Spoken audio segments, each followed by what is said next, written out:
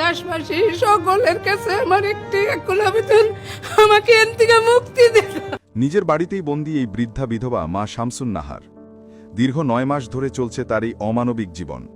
নিজের বাড়ি থেকে বের হতে হলে প্রতিদিনই গাছে চড়ে ঝুঁকিপূর্ণ মই দিয়ে নামতে হয়।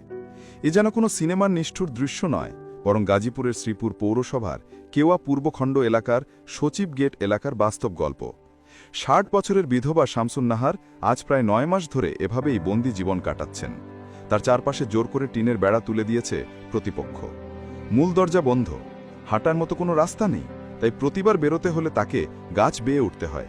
তারপর সেখান থেকে নামতে হয় একটি ভাঙাচোরা মই ধরে।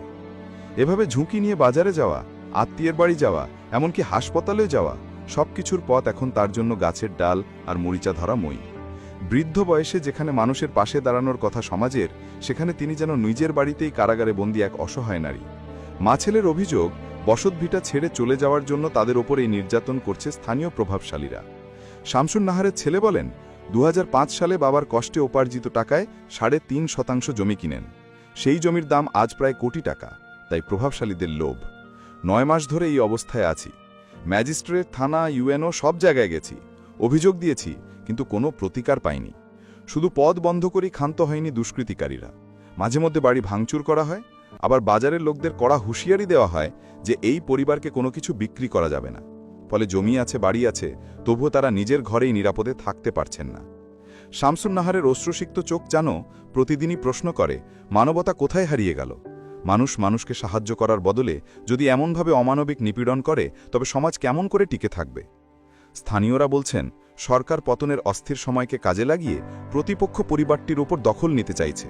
উদ্দেশ্য খুবই স্পষ্ট, তাদের নিপীড়ন করে জায়গা ছেড়ে দিতে বাধ্য করা।